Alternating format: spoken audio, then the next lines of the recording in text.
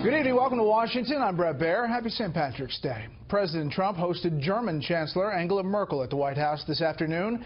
Both leaders offered to work together where interests align and gave public recognition to areas of cooperation, especially in Afghanistan and Ukraine. But it was President Trump pointing to a possible shared experience that raised eyebrows and produced even more questions on a story that has consumed the White House for 2 weeks.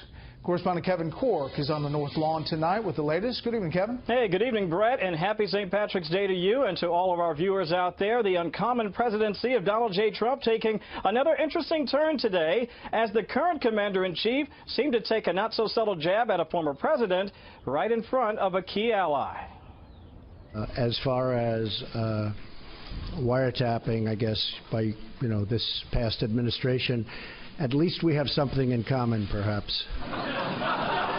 In many ways, it was the irony of ironies. There he was, the president, fielding questions about claims the White House repeated that former President Obama used the UK's spy agency, the GCHQ, to eavesdrop on him after the 2016 election, all while standing right next to the German chancellor, whose phone was in fact tapped by the NSA under President Obama. All we did was quote a certain very talented legal mind who was the one responsible for saying that on television. I didn't make an opinion on it. The explosive claim picked up by White House officials after listening to Fox's senior legal analyst, Judge Andrew Napolitano. 3 intelligence sources have informed Fox News that President Obama went outside the chain of command. He didn't use the NSA, he didn't use the CIA, he didn't use the FBI, and he didn't use the Department of Justice. He used GCHQ. What the heck is GCHQ? That's the initials for the British spying agency. However, the Fox News division was never able to match the claim. But that didn't stop White House Press Secretary Sean Spicer from repeating it. Judge Andrew Napolitano made the following statement, quote, 3 intelligence sources have informed Fox News. That claim has since reverberated across the globe, all the way to 10 Downing Street, where today a spokesman for British Prime Minister Theresa May said, "We've made clear to the administration that these claims are ridiculous and they should be ignored, and we've received assurances that these allegations will not be repeated." The wiretapping story, part of a wide-ranging news conference that included discussion about the future role of the U.S. in NATO, the 28-country defense alliance that includes Germany. I reiterated to Chancellor Merkel my strong support for NATO, as well as the need for our NATO allies to pay their fair share for the cost of defense. That theme of fairness to America continued in the president's comments on trade, which he suggested enriched our trading partners at the expense of American workers. All I want is fairness. Germany's done very well in its trade deals with the United States. Of course, Brett, the two leaders will get a chance to meet face-to-face once again. That happening this summer in July at the G20, hosted by Chancellor Merkel and the Germans. Brett. We'll have much more on all of this with the panel. Kevin, the Secret Service is under fire tonight for 2 separate incidents involving the White House.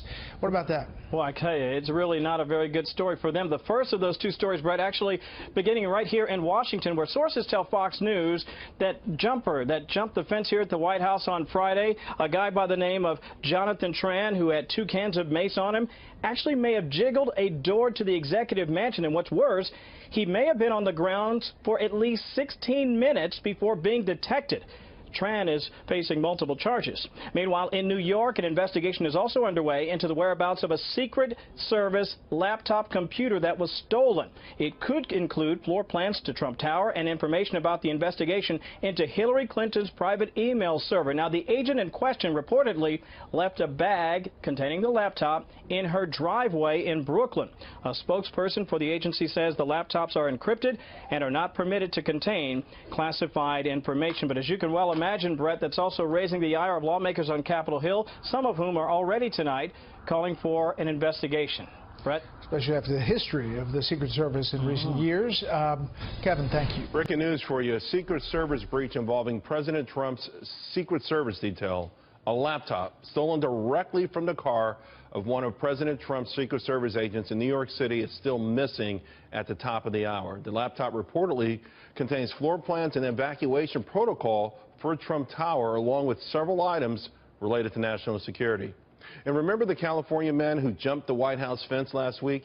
Fox News has now learned that he was on the property's south grounds for at least 15 minutes before being detected by Secret Service. So with all of these security breaches, is President Trump safe? Let's ask Jonathan Gilliam and Morgan Wright. Morgan, I'll start with you. There's also some speculation that that White House fence jumper jiggled the door, the entranceway into the White House. So this is certainly frightening stuff. The fact that they were on the ground for 16 minutes unfortunately tells people who might want to do harm to the president a lot of things. How long you can be on the grounds, the fact that these motion sensors, and they're supposed to be out there, are either not activating or somebody found a safe route to get up to that residence. So for all the technology they've deployed, it's not serving them well. They've got to get back to a little bit more, eyes on humans. And why this guy was on the ground for 16 minutes, I guarantee you will be the subject of an Inspector General report.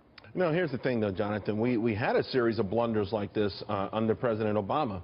I think there was a request to make the fence higher. It's the people's house. You don't want to make it a fortress, per se, but this is certainly unacceptable. That doesn't make any sense when they say that. It's the people's house. Let's not make it a fortress, but we don't want anybody coming in. You can't have it both ways. You could have a beautiful fence that's 50 feet high. I mean, it's not going to make the place look like a fortress, but the point is that there's other type of security methods that they could be using in order to stop this stuff. I just, having done security threat assessments, you go out and you try to forethink how could people get in there, and then you tabletop exercise that. You let people climb over when they're not expected to be there. In this particular case, they don't even have to, these aren't assumptions. I mean, it's been done over and over again. So how is it that these things aren't being looked at? Whoever's in charge of the threat assessments, whoever has these tactics of how they watch, I mean, it could be simply solved by putting another fence there and just having dogs roam around in there. I mean, if you wanted to go that way. Sure. But they're not doing anything. On that note, Morgan, is it time for heads to roll at the Secret Service? Listen, President Trump is pretty outspoken, to say the least, and he's a lightning rod, and there are people out there that we know who want to harm him. He's a gregarious guy. He'll pull someone out of the crowd in a minute. He likes to hug, and that's great stuff. People appreciate that. But can our Secret Service keep him safe with the current leadership there? Look, in this current threat environment, as Jonathan was saying, and good to see you again, Jonathan. It's a tough thing to do. Look, 2 weeks ago, last week I was in Las Vegas moderating a panel actually on law enforcement information sharing with the Secret Service, was one of the members.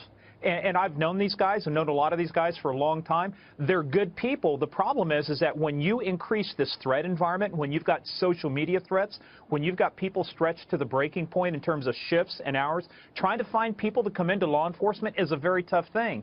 So yeah, it is going to be a stretch. And to Jonathan's point, we've got to find different ways to deploy not just technology, but good old-fashioned common sense. But, whether or not heads should roll, I think you got to go back and say, is it a failure of planning or is it a failure of people? And if it's a failure of planning, you got to rethink this process. If it's a failure of people, if somebody fell asleep at their post, they were derelict, that's a separate issue. But at the end of the day, keeping the president, regardless of party, keeping the president safe is so important to our standing in the world.